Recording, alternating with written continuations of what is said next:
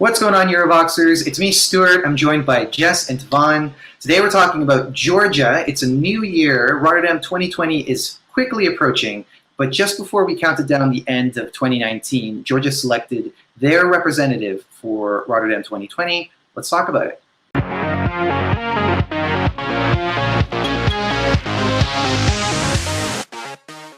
Tornike Kipiani! Tornike Kipiani!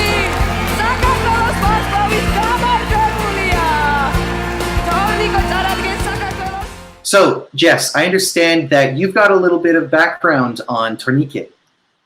I do, yes. I did a bit of a Google search on him and found out that he is a musician. And he good. has... They're sending a musician. I mean, of course he's a musician.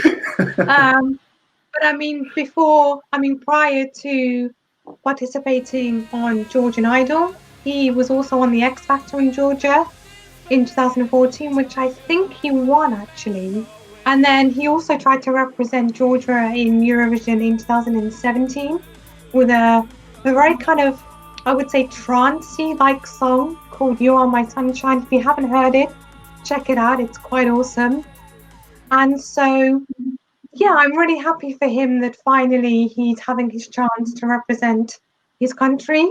And from the performances I've seen of him from Georgian Idol and like X Factor and everything, he's got an amazing voice. So I'm excited to see what he's going to bring to Rotterdam. Is it going to be like his 2017 song? Is it going to be different?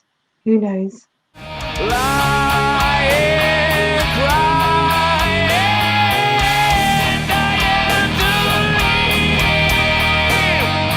So you were talking about his voice earlier, and a lot of the songs that he brought to Georgian Idol were rock songs. But the song that he tried to represent Georgia with in 2017, as you mentioned, it had a trance background to it. It was electronic. So I think there's lots of opportunity for what we could see in terms of the music that he brings to Rotterdam this year.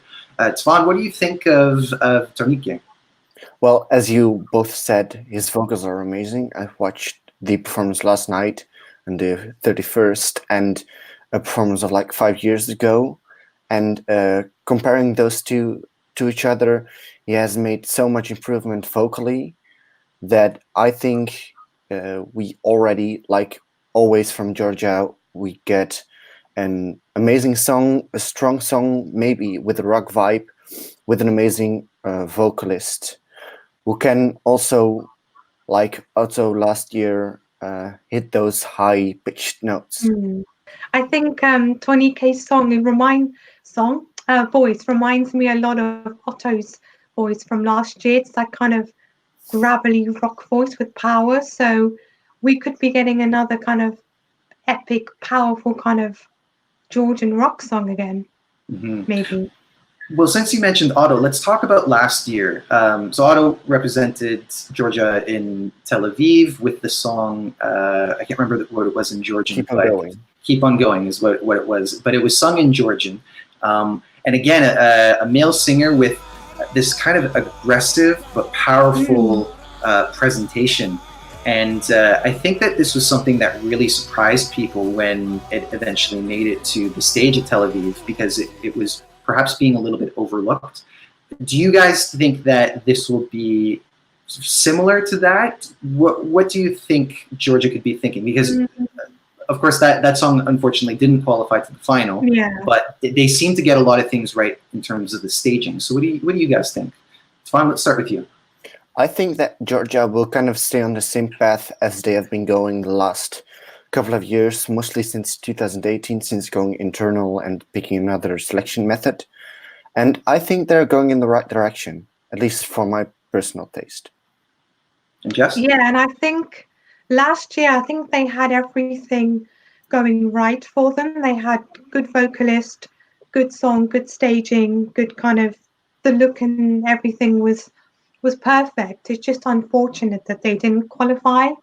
So part of me is kind of thinking that because they have another male vocalist with a strong, powerful voice, that they might be tempted to kind of stick to the same kind of pattern that they have done the last couple of years, But then considering that they haven't qualified to the final the last 2 or 3 years, maybe then they might want to take a different approach to try and make the final.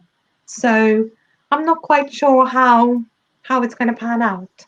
Mm-hmm.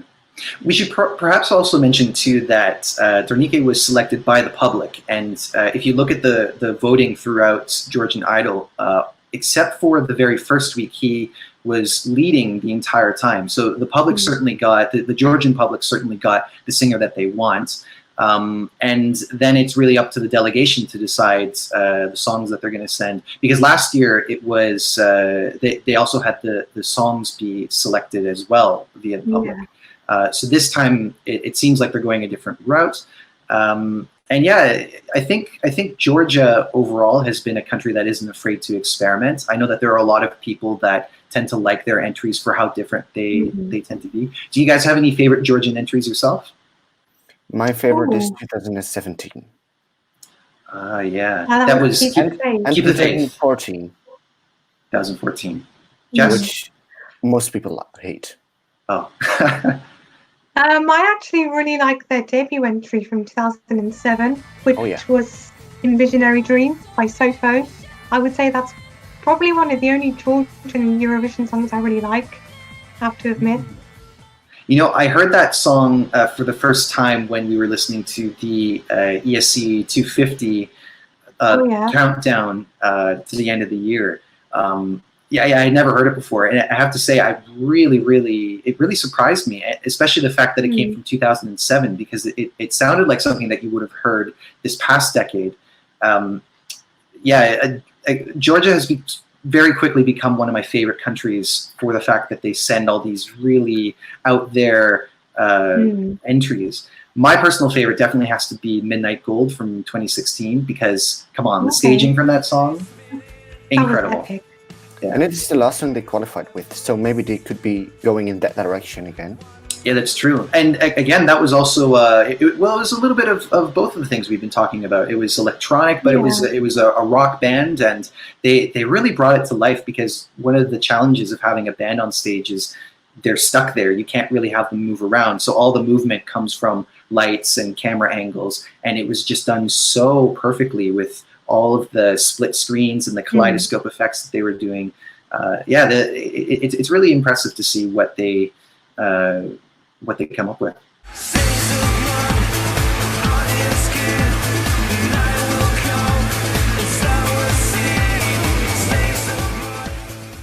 So guys, those have been our thoughts on Georgia's selection to represent them in Rotterdam for the 2020 Eurovision show. What do you guys think? Let us know in the comment sections below.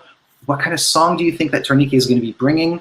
Don't forget to give us a like, subscribe to Eurovoxx, talk to us on all of our social media channels, and we'll see you guys next time. Bye. Bye-bye.